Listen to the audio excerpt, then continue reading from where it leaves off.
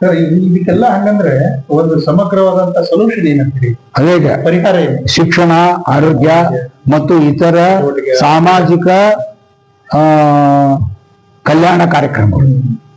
ಶಿಕ್ಷಣ, ಆರೋಗ್ಯ ಮತ್ತು ಇತರ ಸಾಮಾಜಿಕ ಕಲ್ಯಾಣ ಕಾರ್ಯಕ್ರಮಗಳು ಈಗೇನ ಪ್ಯಾರಲೈಸಿಸ್ ಆದಂಗಾಗಿದೆ. ಈ ನಗರ ಪ್ರದೇಶದಲ್ಲಿ ಸತ್ತು ಹೋಗಿದೆ, ಅದು ಒಂದಾಗಿದೆ. ಹಂಗಾಗಬಾರ್ದನಂದ್ರೆ ಪ್ರತಿಯೊಂದು ಕಾರ್ಪೊರೇಷನ್ ಅನ್ನ ಅರ್ಬನ್ ಜೆಡ್ಪಿ ಅಂತ ಟ್ರೀಟ್ ಮಾಡಿ ಆ ಜೆಡ್ಪಿಗಿರುವ ಫಂಡು ಗಿಂಡು ಎಲ್ಲ ಇಲ್ಲಿ ಕೊಡ್ಬೇಕು. ಈಗ ಹುಬ್ಳಿ ಅವರು ಧಾರವಾಡ ಜೆಡ್ಪಿ ಲೆಕ್ಕ ಹಾಕುವಾಗ ಹುಬ್ಳಿ ಧಾರವಾಡ ಪಾಪ್ಯುಲೇಷನ್ ಲೆಕ್ಕ ಹಾಕ್ತಾರೆ. ಅಲ್ಲಿ ಆ ಜೆಡ್ಪಿ ಕೊಡುವಾಗ ಹುಬ್ಳಿ ಧಾರವಾಡ ಹಾಕೇ ಕೊಟ್ಟಿರ್ತಾರೆ. ಬಟ್ ಇಲ್ಲಿ ಪ್ರತಿನಿಧಿಗಳು ಇಲ್ಲದೆ ಇರೋದ್ರಿಂದ ಸೊ ಹೀಗಾಗಿ ಇವ್ರು ಹೋಗಿ ಕೇಳಕ್ ಆಗೋದಿಲ್ಲ, ಅವರು ಇಲ್ಲೇ ಬರೋದಿಲ್ಲ. ಸೊ ಹೀಗಾಗಿ ನಗರ ಪ್ರದೇಶಗಳು ದುರಂತಕ್ಕೊಳಗಾಗಿವೆ ಶಿಕ್ಷಣ, ಆರೋಗ್ಯ ಮತ್ತು ಸಾಮಾಜಿಕ ಕಲ್ಯಾಣ ಕಾರ್ಯಕ್ರಮಗಳಲ್ಲಿ. ಅದಕ್ಕೆ ನಾವು ಅಲ್ಲಿರೋ ಎಲ್ಲಗಳನ್ನು ಕೊಡ್ಬೇಕು. ಅದೇ ಪ್ರಕಾರ ಎಲ್ಲೆಲ್ಲಿ CMC ಅಂತ ಬಂದಿದ್ದಾವೆ ಅವನ್ನೆಲ್ಲವನ್ನು ಕೂಡ ತಾಲೂಕ್ ಪಂಚಾಯತ್ ಅಂತ ಟ್ರೀಟ್ ಮಾಡ್ಬೇಕು. ಅವ್ನು ಕೊಟ್ರೆ ಮಾತ್ರ ಅವಾಗ ನಗರ ಮತ್ತು ಗ್ರಾಮೀಣದಲ್ಲಿ ಸರಿ ಸಮಾನವಾಗಿ ನಾವು ಬೆಳಿಬಹುದು. ಆಮೇಲೆ ಈಗ ನಿಮಗೆ ನೀತಿ ಶಿಕ್ಷಣ, ಇದು ಯುವಜನ ಸೇವಾ ಇಲಾಖೆ, ಕ್ರೀಡಾ ಮನೋಭಾವ ಅವೆಲ್ಲ ಬರಬೇಕು. ಈಗ ನೋಡಿ, ನಾನು 2000 ಇಸವಿಯಲ್ಲಿ ಈಗ ನಮ್ಮಲ್ಲಿ 3 ಪ್ಲೇ ಗ್ರೌಂಡ್ ಇದೆ ಎಲ್ಲಿ ಹುಬ್ಳಿ ಧಾರವಾಡದಲ್ಲಿ. ಈಗೂ ಹೆಚ್ಚು ಕಮ್ಮಿ 3 ಪ್ಲೇ ಗ್ರೌಂಡ್ ಇದೆ. ಒಂದು ಇಲ್ಲಿ ಮೈದಾನ, ಒಂದು ಅಲ್ಲಿ ಮೈದಾನ. ಈಗ ಆಕ್ಚುಲಿ ಆ ಜನಸಂಖ್ಯೆನ ಲೆಕ್ಕಕ್ಕೆ ಹಾಕಿದ್ರೆ ನಮ್ಮಲ್ಲಿ 10 ಪ್ಲೇ ಗ್ರೌಂಡ್ ಆಗ್ಬೇಕಾಗಿದೆ. 1 ಪ್ಲೇ ಗ್ರೌಂಡ್ ಆಗಿದೇನೋ? ಯಾಕಾಗ್ಲಿಲ್ಲ? ಯಾಕಂದ್ರೆ ಹಂಗಲ್ಲ, ಯುವಜನ ಸೇವಾ ಇಲಾಖೆ ನಮ್ಮ ಮುನ್ಸಿಪಾಲಿಟಿ ಕಂಟ್ರೋಲ್ ನಲ್ಲಿ ಇಲ್ಲ, ಅಲ್ಲಿ ನಮ್ಮ ಪ್ರತಿನಿಧಿಗಳು ಇಲ್ಲ. ಅವರು ಪ್ಲೇ ಗ್ರೌಂಡ್ ಅವ್ರ ಕಡೆ ಫಂಡ್ ಇದೆ, ಬಟ್ ನಾವು ಹೋಗಿ ಕೇಳಿದ್ರು. ಯಾಕಂದ್ರೆ ನಮ್ ಸಬ್ಜೆಕ್ಟ್ ಅಲ್ಲ. ನೋಡಿ, ಇದು ವಿಶ್ಲೇಷಣಾತ್ಮಕವಾಗಿ ಬರೀ ನಾವು ಘೋಷಣೆ ಮಾಡ್ತಾ ಕೂತ್ರೆ ಆಗೋದಿಲ್ಲ. ಯಾಕೆ ಈ ಸ್ಥಿತಿ ಬಂದಿದೆ ಅಂತ ಅನ್ನೋದನ್ನ ವಿಶ್ಲೇಷಣೆ ಮಾಡಬೇಕಾಗುತ್ತೆ ಮತ್ತು ಅದು ಪರಿಹಾರ ಕಂಡುಹಿಡಿಯಬೇಕಾಗುತ್ತೆ. ಮತ್ತು ಆ ಆಡಳಿತ ವಿಭಾಗದಲ್ಲಿ ದಶಕಗಳಷ್ಟು ಕಾಲ ಅಪಾರವಾದ ಅನುಭವ ಇದ್ದವರು ಮಾತ್ರ ಅವ್ರ ಜೊತೆ ಕೂತು ಚರ್ಚೆ ಮಾಡಿದಾಗ ನಮಗೆ ನಿಜವಾದ ಸಮಸ್ಯೆ ಎಲ್ಲಿದೆ ಅಂತ ಗೊತ್ತಾಗುತ್ತೆ. ನಾವು ಬರೀ ಪಾಲಿಕೆ ಸದಸ್ಯನ ಬೈದೆ, ಮೇಯರಿಗೆ ಬೈದೆ, ಕಮಿಷನರಿಗೆ ಬೈದೆ ಅಲ್ಲ, ಅದು ಸಹಜ. ಜನಸಾಮಾನ್ಯರು ಅಂತಾರೆ ಬಿಡಿ, ನಮ್ಗೇನ್ ಬೇಜಾರ. ಪ್ರಜಾಪ್ರಭುತ್ವದಲ್ಲಿ ಪ್ರಜೆಗಳೇ ಪ್ರಭುಗಳು, ಅವ್ರಿಗೆಲ್ಲ ಹಕ್ಕಿದೆ, ಬೈಯೋ ಹಕ್ಕಿದೆ, ಬೈತಾರೆ, ಓಟ್ ಹಾಕೋ ಹಕ್ಕಿದೆ, ಅವೆರಡೇ ಹಕ್ಕಿದೆ ಅಲ್ಲ.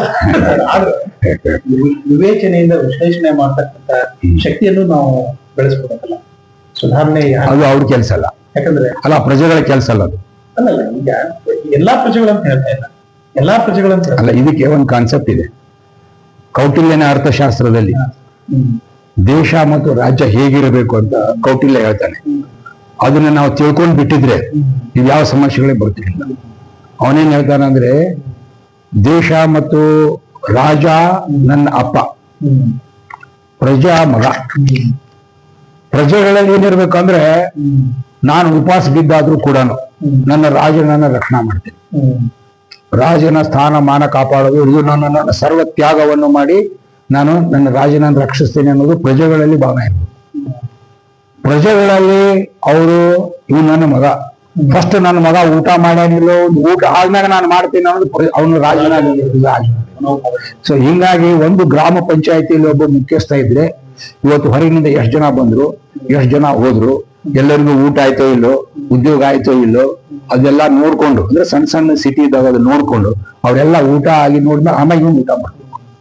ಆಮೇಲೆ ಇವರು ಕೂಡ ನಮ್ಮ ಹಳ್ಳಿಯ ಮುಖ್ಯಸ್ಥನು, ಅವನು ಏನ್ ಹೇಳ್ತಾನೆ ಕೇಳ್ಕೊಂಡು ಅವ್ನು ಹೇಳೋಕ್ಕಿಂತ ಮೊದ್ಲೇ ಮಾಡ್ಬೇಕು. ಅದನ್ನ ಮಾಡೋ ಇದನ್ನ ಮಾಡೋ ಇದನ್ನ ಮಾಡ್ಬೇಕು. ಇದು ರಾಜ್ಯವನ್ನು ನಡೆಸೋದು ಕೌಟಿಲ್ಯನ ಅರ್ಥಶಾಸ್ತ್ರದ ಒಂದು ಭಾಗ. ಬಟ್ ನಾವು ಅವ್ನ ಕೌಟಿಲ್ಯನೆಲ್ಲೋ ಬಿಟ್ಬಿಟ್ಟೆ. ಬಟ್ ಅಷ್ಟು ಬೇಕಾಗಿಲ್ಲ. ಬಟ್ ಈಗ ನಾವಾಗಲೇ ದುರಂತಗಳನ್ನು ಕ್ರಿಯೇಟ್ ಮಾಡ್ಕೊಂಡಿದ್ದೇವೆ. ಸಂವಿಧಾನ ಬಂದ ಮೇಲೆ, ಇದು ಬಂದ ಮೇಲೆ ಹೊಸ ಹೊಸ ಕಾನೂನುಗಳನ್ನು ಮಾಡಿ ಹೊಸ ಹೊಸ ಸಮಸ್ಯೆಗಳನ್ನ ಸೃಷ್ಟಿ ಮಾಡಿದ್ವಿ. ಸೊ ಅದಕ್ಕೆ ಮಾತ್ರ ಪರಿಹಾರ ಆಗುತ್ತೆ. Corporation should be treated as urban ZP, CMC should be treated as ZP. ಅಲ್ಲಿರೋ ಎಲ್ಲ ಸಬ್ಜೆಕ್ಟ್ಗಳನ್ನ ಕೊಡ್ಬೇಕು. ಸರ್, ಕೊನೆಯದಾಗಿ ಮೂಲಭೂತವಾಗಿ 74ನೇ ತಿದ್ದುಪಡಿ ಪ್ರಕಾರ 232 ಕರ್ನಾಟಕ ಪ್ರಕಾರ ಮತ್ತು ಕರ್ನಾಟಕ ಮುನ್ಸಿಪಲ್ ಕಾರ್ಪೊರೇಷನ್ ಆಕ್ಟ್ 1974 ಏನು ಸೆಕ್ಷನ್ 13H ಪ್ರಕಾರ ವಾರ್ಡ್ ಸಮಿತಿಗಳು, ಏರಿಯಾ ಸಭೆಗಳು, ನೆರೆಹೊರೆ ಗುಂಪುಗಳು ಮಾಡುವುದು ಕಡ್ಡಾಯ, ಶಾಸನಾತ್ಮಕವಾಗಿ, ಸಂವಿಧಾನಾತ್ಮಕವಾಗಿ. ಇದು ಆಗುತ್ತೋ ಇಲ್ಲೋ ನೋಡಿ. ಅದಕ್ಕೇನೆ ಮೇಲೆ ಒಂದು ಹೇಳಿದ್ರು, state government may by legislation endow the following functions ಅಂತ ಹೇಳ್ತಾರೆ. ಅದಕ್ಕೆ ರಾಜ್ಯ ಸರ್ಕಾರದವರು ಅಲ್ಲಿ ಇದ್ದವನು ಮನಸ್ಸು ನಿಮ್ ಕಡೆಯಿಂದ ಏನು ಇಲ್ಲ, ಅವರು ದಯಪಾಲಿಸಬಹುದು ಅಂತಿದೆ. ಈಗ ಅವ್ರು ಯಾವಾಗ ದಯ ಮಾಡ್ತಾರೆ ಅಲ್ಲಿ ಮಟ್ಟ ರಾಜ್ಯ ಸರ್ಕಾರದವರು ಆಕ್ಟ್ ಮಾಡಿದ್ದಾರೆ, ರಾಜ್ಯ ಸರ್ಕಾರದವರು ರೂಲ್ಸ್ ಫ್ರೇಮ್ ಮಾಡಿದ್ದಾರೆ, ರಾಜ್ಯ ಸರ್ಕಾರದವರು ಗೆಜೆಟ್ ಪ್ರಕಟಣೆ ಮಾಡಿದ್ದಾರೆ. ಮತ್ತೆ ಯಾಕೆ ಇದು ಜಾರಿ ಆಗ್ತಿಲ್ಲ? ಆಮೇಲೆ DMA ಪೌರಾಡಳಿತ ನಿರ್ದೇಶನಾಲಯದವರು ಸರ್ಕ್ಯುಲರ್ ಹೊರಡಿಸಿದ್ದಾರೆ. ಯಾಕೆ ಇದು ಗಮನಕ್ಕೆ ಬರ್ತಾ ಇಲ್ಲ? ಇದೇ ನಾನು ನಿಮ್ಗೆ ಸ್ಟಾರ್ಟಿಂಗ್ ನಲ್ಲಿ ಹೇಳಿದ್ದೆ, ಪಟ್ಟಭದ್ರ ಹಿತಾಸಕ್ತಿಗಳು, ವೆಸ್ಟೆಡ್ ಇಂಟ್ರೆಸ್ಟ್ ಅಂತ. ಈಗಿರುವ ಕೌನ್ಸಿಲರ್ ಇದ್ದಾರಲ್ಲ, ಅವರು ಬಂದ್ರೆ ಇವರು ಪ್ರಯೋಜನವೇನು? ಹೇಗೆ ಸ್ಥಳೀಯ ಸರ್ಕಾರಗಳಿಗೆ ಅಧಿಕಾರವನ್ನು ಕೊಡುವುದು ರಾಜ್ಯ ಸರ್ಕಾರ ವಿರೋಧ ಮಾಡಿತು ಐತಿಹಾಸಿಕವಾಗಿ. ಸೊ ಈಗಿರುವ ನಮ್ಮ ಸದಸ್ಯರು ನಿಮ್ಮ ಪ್ರಜೆಗಳಿಗೆ ಅಧಿಕಾರ ಕೊಡೋದನ್ನು ವಿರೋಧ ಮಾಡ್ತಾರೆ. ಏನ ನಮ್ಮ ಆರ್ಸಿ ಬಂದಿದ್ದಾರೆ ಕೌನ್ಸಿಲರ್ಗಳು, ಅವರು ಒಬ್ಬ ಜನಸಾಮಾನ್ಯನಿಗೂ ಕೊಡಾಕ ಅವ್ರಿಗೆ ಒಪ್ಪಿಗೆ ಆಗೋದಿಲ್ಲ. ಆ ಅಧಿಕಾರ ತಮ್ಮಲ್ಲಿ ಇರುವುದಿಲ್ಲ. ವಿದೇಶಗಳಲ್ಲಿ ಬಜೆಟ್ ಹೇಗ್ ಮಾಡ್ತಾರೆ ಅಂದ್ರೆ, ಒಂದು ಏರಿಯಾಕ್ ಬರ್ತಾರೆ, ಒಂದು ಕಾರ್ನರ್ಗೆ, ಅಲ್ಲಿದ್ದವ್ರು ಎಲ್ಲರನ್ನು ಕರೀತಾರೆ. ನೋಡಿಪ್ಪ, ಈ ಭಾಗದಲ್ಲಿ ಏನೇನ್ ಡೆವಲಪ್ಮೆಂಟ್ ಆಗ್ಬೇಕು ಹೇಳ್ರಿ ಅಂತಾರೆ. ಏನಂತಾರೆ? ನಿಮ್ಗೆ ಏನೇನ್ ಬೇಕು ಹೇಳ್ರಿ ಅಂತಾರೆ. ಅವಾಗ ಅವನು ಇಷ್ಟೆಲ್ಲ ಹೇಳ್ತಾನೆ, ಅದು ಬೇಕು, ಇದು ಬೇಕು, ಅದು ನಮ್ಗೆ ಏನೇನೋ ಬೇಕು ಅಂತ ಹೇಳಿ ಅದ್ರದ್ದೆಲ್ಲ ಲಿಸ್ಟ್ ಮಾಡಿ ಅಂತಾರೆ. ಪ್ರಾಕ್ಟಿಕಲ್ ಅವ್ರ ಬಜೆಟ್ ಮಾಡೋ ಪ್ರೊಸೆಸ್ ಲಿಸ್ಟ್ ಮಾಡ್ತಾರೆ. ನೋಡಿ, ನಮಗೆ ಸರ್ಕಾರದಿಂದ ಇಷ್ಟು ಗ್ರಾಂಟ್ ಬರುತ್ತೆ, ಇಷ್ಟು ಗ್ರಾಂಟ್ ಬರುತ್ತೆ, ನಮ್ದು ಇಷ್ಟಿದೆ, ಇರೋ ನೀವೆಷ್ಟು ಕಾಂಟ್ರಿಬ್ಯೂಟ್ ಮಾಡ್ತೀವಿ ಅಂತ. ನೀವು ಕೇಂದ್ರ ರಾಜ್ಯದ ಇಷ್ಟು ಗ್ರಾಂಟ್ ಬಂತು, ನಾವು ನಿಮ್ಗೆ ನಮ್ಮ ಮುನ್ಸಿಪಾಲಿಟಿನ ಇಷ್ಟು ಗ್ರಾಂಟ್ ಕೊಡ್ತೇವೆ, ನೀವೇನ್ ಕಾಂಟ್ರಿಬ್ಯೂಟ್ ಮಾಡ್ತೀರಿ ಮಾಡ್ರಿ ಜನರಿಗೆ. ಮತ್ತೆ ಅದನ್ನ ಎಕ್ಸಿಕ್ಯೂಟಿವ್ ಮಾಡೋ ಪವರ್ ಅವ್ರಿಗೆ ಕೊಡ್ತಾರೆ, ಜನರಿಗೆ ಕೊಟ್ಬಿಡ್ತಾರೆ. ಈಗ ಇಲ್ಲಿ ರೋಡ್ ಮಾಡ್ಬೇಕು, ನೀನು ಫ್ರೀ ಕೂಲಿಯಾರ ಮಾಡು, ಇದನ್ನ ಮಾಡು, ಏನೋ ಮಾಡು, ನಿಮ್ಗೆ ಕೊಡ್ತಾರೆ, ಫಂಡ್ ಅವ್ರು ಕೊಟ್ಬಿಡ್ತಾರೆ. ಬಟ್ ಇಲ್ಲಿ ಏನಂದ್ರೆ ನಾವು ಫಂಡ್ ಕೊಡೋದಿಲ್ಲ ಅವ್ರಿಗೆ, ಜನರಿಗೆ ನಾವು ಫಂಡ್ ಕೊಡೋ. ಯಾಕ? ನಮ್ಮಾಗ ವಿಶ್ವಾಸ ಇಲ್ಲ, ಅವ್ರು ನಮ್ಮ ಗುಲಾಮರು. ಅಲ್ಲಿಗೆ ಸ್ವತಂತ್ರವು ಕೇಂದ್ರಕ್ಕೆ ಬಂತು, ರಾಜ್ಯಕ್ಕೆ ಬಂತು, ಜನರಿಗೆ ಇನ್ನೂ ಸ್ವತಂತ್ರ ಬರಲಿಲ್ಲ. ಮತ್ತೆ ಸ್ವತಂತ್ರ ಕೊಡ್ಲಿಕ್ಕೆ ಈಗ ನಾವು ತಯಾರಿಲ್ಲ. ಸ್ವತಂತ್ರ ಚಳವಳಿ ಮುಕ್ತಾಯವಾಗ್ಲಿಲ್ಲ, ಅದಿನ್ನು ಚಳವಳಿ ಇನ್ನು ಜಾರಿಯಲ್ಲಿದೆ, ಅದಿನ್ನು ತಳ ಮುಟ್ಲಿಲ್ಲ, ಮೇಲೆ ಇದೆ, ಇನ್ನು ನೆಲ ಮುಟ್ಟಿಸ್ಬೇಕು. ಅದಿನ್ನು ದೊಡ್ಡ ಆಯ್ತು. ವೀಕ್ಷಕರೇ, ನೀವು ಕೇಳಿದ್ರಲ್ಲ, ನಮ್ಮ ಗಾರವಾಡ ಸರ್ ತಮ್ಮ ಅಪಾರ ಆಡಳಿತದ ಅನುಭವದ ಆಧಾರದ ಮೇಲೆ ಸಾಕಷ್ಟು ಸಮಸ್ಯೆಗಳನ್ನ ಕ್ಷೇತ್ರಣ ಬೀರುವುದರ ಮೂಲಕ ವಿಮರ್ಶೆ ಮಾಡಿದ್ರು ಮತ್ತು ಸಾಕಷ್ಟು ಸಮಸ್ಯೆಗಳಿಗೆ ಪರಿಹಾರಗಳನ್ನು ಸೂಚಿಸಿದರು. ಅದೇ ರೀತಿಯಾಗಿ ನಿಮ್ಮಲ್ಲಿ ಹಲವಾರು ಪ್ರಶ್ನೆಗಳು ಈಗಾಗಲೇ ಮನಸ್ಸಿನಲ್ಲಿ ಮೂಡಿರಬಹುದು. ಆ ಪ್ರಶ್ನೆಗಳನ್ನ ನಮ್ಮ ಕಮೆಂಟ್ ಬಾಕ್ಸ್ ನಲ್ಲಿ ಅಥವಾ ನಮ್ಮ ವಾಟ್ಸ್ಆಪ್ ಸಂಖ್ಯೆಗೆ ತಿಳಿಸಿ. ಮುಂದಿನ ಬರ್ತಕ್ಕಂಥ ಸರಣಿಯಲ್ಲಿ ಮತ್ತೊಮ್ಮೆ ನಾವು ಹುಬ್ಬಳ್ಳಿಯಲ್ಲಿ ಸರ್ ಬಂದಾಗ ಅವರು ಸಾಕಷ್ಟು ಸಲ ನಮ್ಮ ಸಿದ್ಧಾರೂಢ ಭಕ್ತರು, ಹಾಗಾಗಿ ಬರ್ತಾ ಇರ್ತಾರೆ. ಅವರು ಹುಬ್ಬಳ್ಳಿಗರೇ, ಬೆಂಗಳೂರಿನಲ್ಲಿ ವಾಸ ಮಾಡಿದ್ರು ಕೂಡ ಇಲ್ಲೇ ಬೆಳೆದಿದ್ದಾರೆ, ಇಲ್ಲೇ ಹುಟ್ಟಿದ್ದಾರೆ. ಆಮೇಲೆ ಬೆಂಗಳೂರಲ್ಲಿ ವಾಸವಾಗಿದ್ರು ಕೂಡ ಹುಬ್ಬಳ್ಳಿ ಬರ್ತಿಲ್ಲ ಅವರು, ಹುಬ್ಬಳ್ಳಿಗೆ ಆಗಾಗ ಬರ್ತಾ ಇರ್ತಾರೆ. ನೆಕ್ಸ್ಟ್ ಎಲ್ಲ ಬಂದಾಗ ನೀವು ಏನು ಪ್ರಶ್ನೆಗಳು ಕೇಳ್ತೀರೋ ಆ ಪ್ರಶ್ನೆಗಳು ಮತ್ತು ಪರಿಹಾರಗಳನ್ನ ಕಂಡುಹಿಡಿಯೋಣ. ಈ ಒಂದು ವೀಕ್ಷಣೆ ಮಾಡಿದ್ದಕ್ಕೆ ಧನ್ಯವಾದಗಳು. ನಿಮ್ಗೆ ಗೊತ್ತಿರಲಿ, ನಮ್ಮ ಜನ ಕನ್ನಡ TV ಮಾಧ್ಯಮ ವಾಹಿನಿಯ ಘೋಷವಾಕ್ಯ ನಿಮ್ಮ ನುಡಿ ನಮ್ಮ ನಡೆ ಸಮೃದ್ಧಿಯ ಕಡೆ. ನಮಸ್ಕಾರ ಸರ್. ಈಗ 4 ಶಿಫಾರಸುಗಳನ್ನ ತಾವು ಹೇಳಿದ್ರು, ಇನ್ನು 5ನೇ ಶಿಫಾರಸು. 5ನೇ ಶಿಫಾರಸು ಅಂದ್ರೆ ಬೀಟ್ ವಿತ್ ಚೈನಾ. ಈಗ ನಾವು ಚೈನಾ ಇಷ್ಟು ಮುಂದುವರೆದಿದೆ, ಅಷ್ಟು ಮುಂದುವರೆದಿದೆ ಅಂತ ಹೇಳ್ತೀವಿ. ನಾವ್ಯಾಕೆ ಮುಂದುವರೆದಿಲ್ಲ ಸರ್? ನನಗೆ ಇನ್ನೂ ನೀವು ಹೇಳೋದಕ್ಕೆ ನೆನಪು ಬರ್ತಾ ಇದೆ. ನಾನು ಶಾಲೆಯಲ್ಲಿ ಇರ್ಬೇಕಾದ್ರೆ ಅಲ್ಲಿ ವಿಡಿಯೋಗಳನ್ನ ನೋಡ್ತಾ ಇದ್ವಲ್ಲ, ಚೈನಾದ ಸೈಕಲ್ ಮೇಲೆ ಹೋಗ್ತಾ ಇದ್ರು ಎಷ್ಟೋ ಜನ. ಅಂದ್ರೆ ಸರಿಸಮಾನವಾಗಿತ್ತೇನೋ ಅದು ಭಾರತಕ್ಕೆ ಆಗಿನ ಕಾಲದಲ್ಲಿ. ನಾನು ಹೇಳ್ತಾ ಇರೋದು ಒಂದು 30-35 ವರ್ಷದಿಂದ ಅಲ್ವಾ? ಈಗ ನೋಡಿದ್ರೆ ಹೆಚ್ಚು ಕಮ್ಮಿ 70ನೇ ಇಸ್ವಿವರೆಗೆ ನಮ್ ಸಮಾನ ಇದ್ರು. ಈಗ ನೋಡಿದ್ರೆ ಅಪಾರವಾದ ಬೆಳವಣಿಗೆ. ಎಲ್ಲಿವರೆಗೆ ಅಂತಂದ್ರೆ ಅಮೆರಿಕವನ್ನು ಪ್ರಶ್ನೆ ಮಾಡ್ತಕ್ಕಂಥ, ಅಮೆರಿಕಕ್ಕೂ ಸಣ್ಣ ಹೊಡಿತಕ್ಕಂಥ ರಾಷ್ಟ್ರವಾಗಿ ಅದು ತನ್ಮರವಾಗಿ ಬೆಳೆದಿದೆ. ಅದಕ್ಕೆ ನಾವು ಬೀಟ್ ಚೈನಾ ಅಂತಕ್ಕಂಥ ಮಾತನ್ನ ಹೇಳ್ತಾ ಇದ್ದೇವೆ. ಹೇಳಿ ಸರ್. ಅದಕ್ಕೆ ವೈಜ್ಞಾನಿಕ ಮನೋಭಾವನೆ ನಮ್ಮಲ್ಲಿ ಇದೊಂದು ದುರಂತಗಳಲ್ಲಿ ಈ ಒಂದು ದುರಂತ.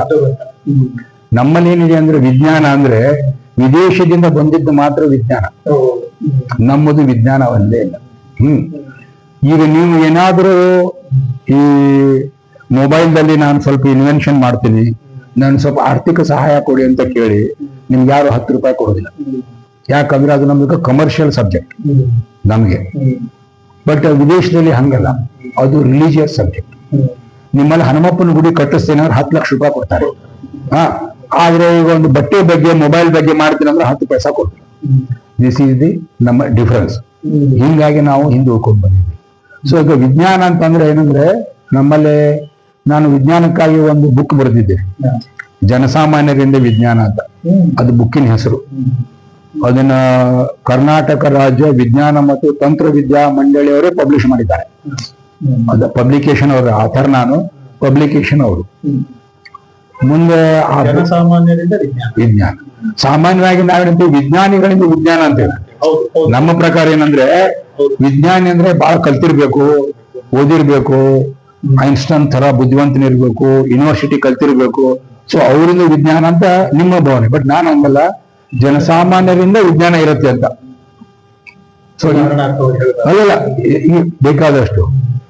ಈಗ ನಮ್ಮಲ್ಲಿ ಏನಿದೆ ಅಂದ್ರೆ, ಈಗ ವಿಮಾನ ಕಂಡು ಹಿಡಿದವರು ಫಸ್ಟ್ ರೈಟ್ ಸಹೋದರರು ನಾವೆಲ್ಲ ಓದ್ತೀರಿ. ಅವರು ಯಾವ ಶಾಲೆಗೆ ಹೋಗಿದ್ರು, ಏನ್ ಕಲ್ತಿದ್ರು? ಒಬ್ನು 9ನೇ ಕ್ಲಾಸ್ ಫೇಲು, ಇನ್ನೊಬ್ನು SSLC. ಅವ್ರಿಬ್ರು ಸೇರಿ ಒಂದು ವಿಮಾನ ಮಾಡ್ಕೊಂಡ್ರು ಅವರು. ಈಗ ಒಂದು ಮಷಿನ್ ಗನ್ ಅಂತಿದೆ, ಅದನ್ನ ಯಾರು ಕಂಡು ಹಿಡಿದ್ರು? ಒಬ್ಬ ರೈತ ಕಂಡು ಹಿಡ್ದ. ಮೊದಲು ಸಾದಾ ಗನ್ ಇತ್ತು, ಮಷಿನ್ ಗನ್ ಇದ್ದದನ್ನ ಒಬ್ಬ ರೈತ ಕಂಡು ಹಿಡ್ದ. ಈಗ ಪೆನ್ಸಿಲಿನ್ ಅಂತಿತ್ತು, ಅವನು ಸಂಶೋಧನೆ ಮಾಡ್ಬೇಕಂತ ಮಾಡ್ಲಿಲ್ಲ, ಅದೇನೋ ಮಾಡಕ್ ಹೋಗಿ ಆಕಸ್ಮಿಕವಾಗಿ ಪೆನ್ಸಿಲಿನ್ ಸಂಶೋಧನೆ ಆಯ್ತು. ರೇಡಿಯಂ ಅನ್ನೋದು ಕಂಡು ಹಿಡಿದು ಮೇಡಮ್ ಕ್ಯೂರಿ ಮಾಡ್ಬೇಕಂತ ಹೋಗ್ಲಿಲ್ಲ, ತನಗೇನೋ ಮಾಡಕ್ಕಂತ ಹೋಗಿ. ಈಗ ನಿಮ್ಗೊಂದು ಬೆಸ್ಟ್ ಎಕ್ಸಾಂಪಲ್ ಅಂತ ಹೇಳಿದ್ರೆ, ನಿಮ್ಮ ಹತ್ರ ಮೊಬೈಲ್ ಇದೆ, ನೀವು ಮೊಬೈಲ್ ಅನ್ನ ಸಂಶೋಧನೆ ಮಾಡಿರಿ ಅಂತ ಹೇಳಿ ಯಾವ್ದಾದ್ರು ಸರ್ಕಾರದಿಂದ ಆದೇಶ ಮಾಡಿದ್ರು ಅಲ್ವಾ? ಈಗ ನೀವೊಂದು ಕ್ಯಾಮ್ರಾ ಕಂಡು ಹಿಡೀರಿ ಅಂತ ಯಾರಾದ್ರೂ ಸರ್ಕಾರದವ್ರು ಆದೇಶ ಮಾಡಿದ್ರು? ಮತ್ತೆ ಮಾಡ್ಲಾರ್ದ ಬಂತ ಹೆಂಗೆ? ಮೊದಲು ಜನ ಮಾಡಿದ್ರು, ಅದನ್ನ ಸರ್ಕಾರವು ಗುರುತಿಸಿ ಪ್ರೋತ್ಸಾಹ ಕೊಡ್ತು. ಸೊ ನಮ್ಮಲ್ಲಿ ಏನಿದೆ ಅಂದ್ರೆ, ನೀವೇನಾದರೂ ಮಾಡ್ತೇನೆ ಅಂತಂತ ಹೋದ್ರೆ ಅವನಿಗೆ ಮಾಡಿಸ್ಕೊಡೋದಿಲ್ಲ. ಅವ್ರೇನಂತಾರೆ, ನೋಡ ನಿನ್ ಡ್ಯೂಟಿ ಅಷ್ಟು ನೀನ್ ಮಾಡು, ಏನು ನಿನ್ಗೆ ನಾವು ಅಪಾಯಿಂಟ್ಮೆಂಟ್ ಇರುತ್ತೆ. ನೋಡಿ, ಕಾಲೇಜಿನಲ್ಲಿ ಕೂಡ ರಿಸರ್ಚ್ ಮಾಡ್ತೇನೆ ಅಂತ ಹೇಳಿದ್ರೆ ಕರೆಂಟ್ ಖರ್ಚಾಕೈತಿ, ಇದು ಖರ್ಚಾಕೈತಿ, ಹೊರಟು ಬರ್ತಾರೆ. ನಮ್ಮಲ್ಲೇ ಒಬ್ರು ಇವರಿದ್ರು, ಟೆಸ್ಟ್ ಬೇಬಿ ಅಂತಿದೆ, ಗುರುತಿಲ್ಲ? ಇಂಗ್ಲೆಂಡ್ದಲ್ಲಿ ಒಬ್ನು ಟೆಸ್ಟ್ ಬೇಬಿ ಮಾಡಿದ. ಅದೇ ಟೈಮಿನ ಕಲ್ಕತ್ತಾದಾಗ ಒಬ್ನು ಟೆಸ್ಟ್ ಬೇಬಿ ಮಾಡಿದ. ಇಂಗ್ಲೆಂಡ್ದಲ್ಲಿ ಟೆಸ್ಟ್ ಬೇಬಿ ಮಾಡೋದ್ರಿಂದ ಮುಂದೆ ನೊಬೆಲ್ ಪ್ರೈಸ್ ಸಿಕ್ತು ಅವನಿಗಾಯ್ತು. ಅದು ನಮ್ ಕಲ್ಕತ್ತಾದ ಟೆಸ್ಟ್ ಬೇಬಿ ಎಕ್ಸ್ಪೆರಿಮೆಂಟ್ ಮಾಡಿ ಸಕ್ಸಸ್ ಮಾಡಿದವನು ಸುಸೈಡ್ ಮಾಡ್ಕೊಂಡು ಸತ್ತು. ಯಾಕೆ ಈಗ ಆಗ್ತಾ ಇದೆ? ಇದು ನಮ್ಮ ಅಂದ್ರೆ ವಿಜ್ಞಾನ ಅಂತಂದ್ರೆ ನಮ್ಗೆ ಅದರಿಂದ ನಾವು ತುಂಬಾ ದೂರ ಇದ್ದೀವಿ. ಅದಕ್ಕೆ ಇದನ್ನ 1630ನೇ ಇಸ್ವಿಯಲ್ಲಿ ಇಂಗ್ಲೆಂಡ್ದಲ್ಲಿ ಒಬ್ಬನು ಚಾರ್ಲಸ್ ಅಂತಿದ್ದ ರಾಜ, ಅವನು ಆವಾಗ ಒಂದು ಕಾನೂನು ಮಾಡಿದ. ಏನ್ ಮಾಡಿದ ಅಂದ್ರೆ, ಯಾರೇ ಏನೇ ಸಂಶೋಧನಾ ಮಾಡ್ತೇನೆ ಅಂತ ಹೇಳಿದೆ, ಆ ಮಾಡುವ ಸಂಶೋಧಕರಿಗೆ ನಮ್ಮ ಎಲ್ಲ ಇಲಾಖೆಗಳು ಸಪೋರ್ಟ್ ಕೊಡ್ಬೇಕು, ನ್ಯಾಯಾಲಯವು ಸಪೋರ್ಟ್ ಕೊಡ್ಬೇಕು, ಅವ್ರು ಬೇಕಾದ್ರೆ ಸತ್ ಹಣನೂ ಕೊಡ್ಬೇಕು. ಯಾರೇನಾರು ಮಾಡುವಾಗ ಮಾತ್ರ 5-6 ಜನ ಇಂತಿಂತವ್ರು ಕೂತ್ಕೊಂಡು ನೀವು ಮಾಡ್ಬೋದು, ಬೇಕಾದ ಸಂಶೋಧನೆ ಮಾಡ್ಬೋದು. ನನ್ನ ರಾಜ್ಯ ಇರುವುದು ಕೇವಲ ದೇಶದ ಗಡಿಯನ್ನು ವಿಸ್ತರಿಸುವುದಕ್ಕಲ್ಲ. ಅವನೇನ್ ಹೇಳ್ತಾನೆ ಹೆಡಿಂಗ್ ನಲ್ಲಿ, ದೇಶದ ಗಡಿಯನ್ನು ವಿಸ್ತರಿಸುವುದಕ್ಕಲ್ಲ, ಸತ್ಯವನ್ನು ಅಪೂರ್ಣ ಸತ್ಯವನ್ನು ಪೂರ್ಣತ್ವದ ಕಡೆ ಒಯ್ಯುವುದು ಮತ್ತು ಅದನ್ನ ಜ್ಞಾನವನ್ನ ಪರ್ಫೆಕ್ಷನ್ ಮಾಡಬೇಕು, ಪರಿಪೂರ್ಣತೆಗೆ ಒಯ್ಯಬೇಕು ಅಂತ ಉಪನಿಷತ್ಗಳು ಹೇಳ್ತಕ್ಕಂಥ ಮಾತನ್ನ ಅವನು ಹೇಳ್ತಾನೆ. 1630ರಲ್ಲಿ ಅವನು ಹೇಳ್ತಾನೆ, ಯಾರು ಚಾರ್ಲಸ್. ಸೊ 1630 ಮಾಡ್ತಾನೆ, ಲಂಡನ್ ರಾಯಲ್ ಸೊಸೈಟಿ ಅಂತ ಒಂದು ಸೊಸೈಟಿ ಕ್ರಿಯೇಟ್ ಮಾಡ್ತಾನೆ. ಮಾಡ್ಕೊಂಡ್ಬಿಟ್ಟು ಅದಕ್ಕೊಂದಷ್ಟು ಮಂದಿನ ಮಾಡ್ತಾನೆ. ಅವ್ರಿಗೆ ಹೇಳ್ತಾನೆ, ನೀವೇನ್ ಬೇಕಾದ್ ಮಾಡ್ರಿ, ಹೌದಾ, ಅದೆಲ್ಲ ರಿಕಾರ್ಡ್ ಮಾಡ್ರಿ, ಇದನ್ನ ಮಾಡ್ತಾ ಹೋಗ್ರಿ ಅಂತ ಅವನು ಅಲ್ಲಿ ಚಂದ ಫ್ರೀಡಮ್ ಕೊಟ್ಟ. ಈಗೂ ಕೂಡ ನಮ್ಮ ದೇಶದಾಗಿದೆ. ನೀವೇನಾದ್ರೂ ನಮ್ಮಲ್ಲಿ ಒಬ್ಬನು ಅಣ್ಣಿಗೇರಿ ಒಳಗ ಖಾದರ್ ಸಾಬ್ ಅಣ್ಣಿಗೇರಿ ಅಂತಿದ್ದ, ಅವನು ಅದೇನೋ ಕೂಡ ಹೆಣುವ ಯಂತ್ರವೇನೋ ಮಾಡ್ತೇನೆ, ಇದನ್ನ ಮಾಡ್ತೀನಿ ಅಂತ ಹೇಳ್ತಿದ್ದ. ಅವನು ಅಗ್ರಿಕಲ್ಚರ್ ಇಂಪ್ಲಿಮೆಂಟ್ ಮಾಡ್ತೇನೆ ಅಂತ ಹೇಳಿದ. ನನಗೆ ಸಹಾಯ ಕೊಡ್ರಿ ಅಂತ ಅವನು ವಿಧಾನಸೌಧಕ್ಕೆ ಹೊಡೆದು ಸುತ್ತದ. ಕೊನೆಗೆ ಒಂದು ಪ್ರಜಾವಾಣಿ ಪೇಪರ್ನ ಹಾಕಿತ್ತು, ನೀವು ನನಗೆ ಹೆಲ್ಪ್ ಮಾಡಿದ್ರೆ ನಾನು ವಿಧಾನಸೌಧಕ್ಕೆ ಸತ್ತು ಹೋಗ್ತೇನೆ ಅಂತ ಕೊಟ್ಟ. ಅದು ಪ್ರಜಾವಾಣಿ ಒಳಗೆ ಬಂದಿತ್ತು. ನಾನು ಅದನ್ನ ನೋಡಿ ಅವಾಗ ನಾನು ದಿಲ್ಲಿ ಒಳಗಿದ್ದೆ, ಅವನು ಫೋನ್ ಮಾಡಿ ಕರೆಸ್ಬಿಟ್ಟಿದ್ದೆ. ನಾನು ಹೇಳುದ ಹಂಗೆ ಯಾರು ಮಾಡ್ತೇನಂತಾರೆ ಅವರಿಗೆ ನಮ್ಮ ಮುನ್ಸಿಪಾಲಿಟಿಯಲ್ಲಿ ರಿಸರ್ಚ್ ಅಂಡ್ ಡೆವಲಪ್ಮೆಂಟ್ ಸಬ್ಜೆಕ್ಟ್ ಇಲ್ಲ.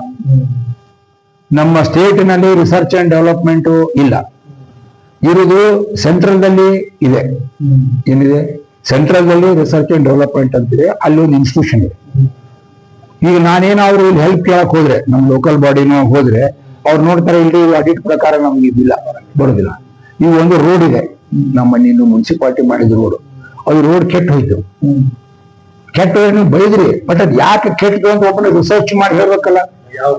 ಮುಂದಿನ ಸಲ ನೀವು ರೋಡ್ ಮಾಡುವಾಗ ನೀವು ಈ ತರ ಅಲ್ಲ ರೋಡ್, ಇದ್ರಾಗ ಇದು ತಪ್ಪಾಗಿದೆ, ನೆಕ್ಸ್ಟ್ ಟೈಮ್ ನೀವು ಹೀಗೆ ರೋಡ್ ಮಾಡ್ಬೇಕು, ಇಲ್ಲಿ ಇದೇ ತಪ್ಪಾಯ್ತು ಅಂತ ಒಬ್ಬನ ರಿಪೋರ್ಟ್ ಕೊಟ್ಟಿದ್ದಾನೋ? ಕೊಟ್ಟಿಲ್ಲ. ಇದೊಂದು ರಿಸರ್ಚ್ ಸಬ್ಜೆಕ್ಟ್ ಅಲ್ವೋ? ಈ ರಿಸರ್ಚ್ ಯಾರು ಮಾಡ್ಬೇಕು? ಬಟ್ ನಮ್ಮಲ್ಲಿ ರಿಸರ್ಚ್ ಹಿಂಗೆ ಇಲ್ಲ. ಯಾಕಂದ್ರೆ ರಿಸರ್ಚ್ ನಮ್ ಸಬ್ಜೆಕ್ಟ್ ಅಲ್ಲ, ಅದು ಇಂಗ್ಲೆಂಡ್ ಮಾಡಿಕೊಟ್ಟಿದ್ದು ಅಷ್ಟೇ ರಿಸರ್ಚ್. ನಮ್ಮವ್ರು ಏನು ಮಾಡೋಂಗಿಲ್ಲ. ಇದು ನಮ್ಮ ಮೂಲಭೂತವಾದ ಒಂದು ಅಜ್ಞಾನ ಇದು. ಹಂಗೆ ಇದೇ ಪ್ರಕಾರ ಪ್ರತಿಯೊಂದು ಡಿಪಾರ್ಟ್ಮೆಂಟ್ ರಿಸರ್ಚ್ ಮಾಡ್ಲಿಕ್ಕೆ ಅವಕಾಶ ಇದೆ.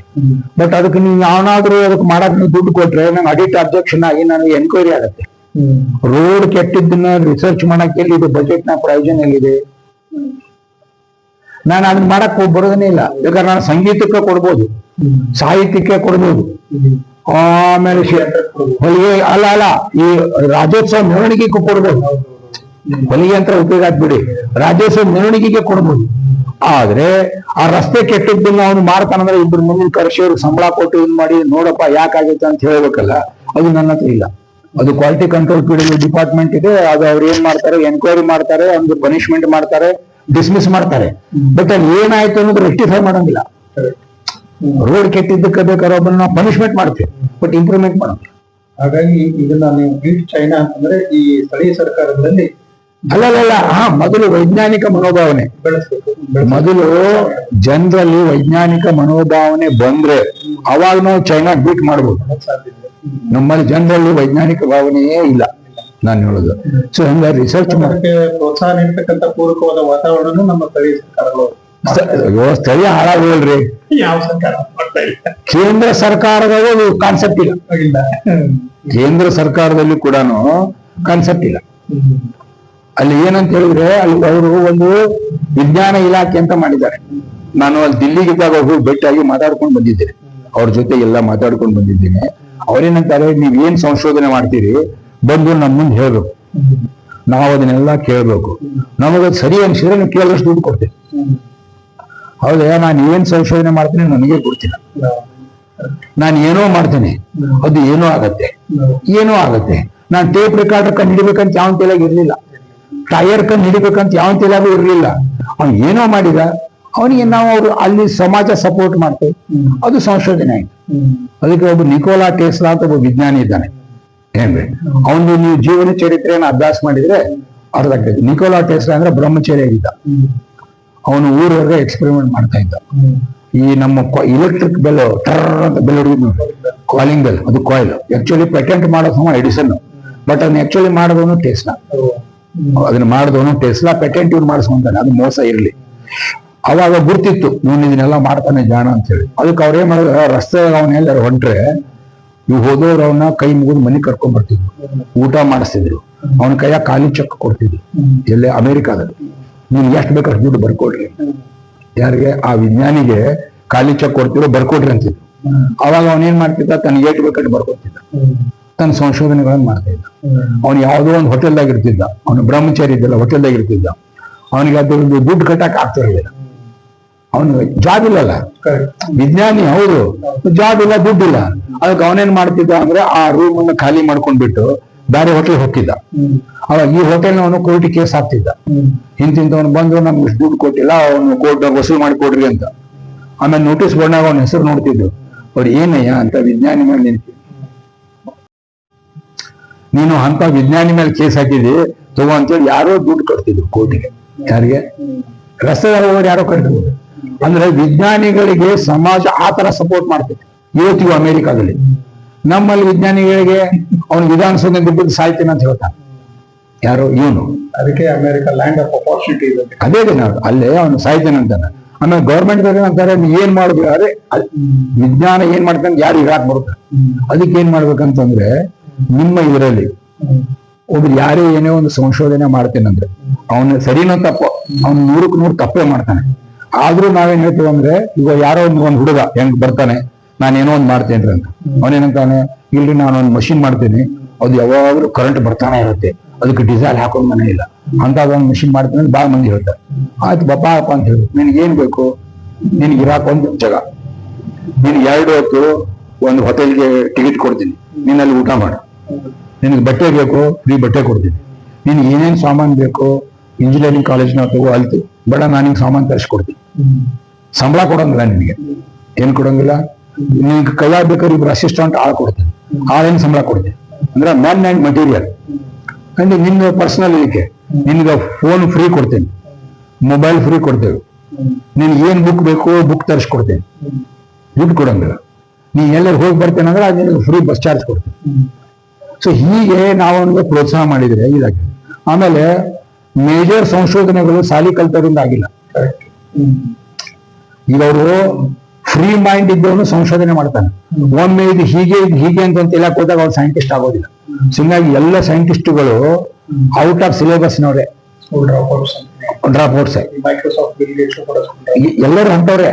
ಅದು ಮೈಕ್ರೋ ಸಾಫ್ಟ್ವೇರ್ ವಿಜ್ಞಾನಿ ಅಲ್ಲ, ಇದನ್ನು ತಿಳ್ಕೊಂಡ್ಬಿಡ್ರಿ. Is a businessman, is not a scientist.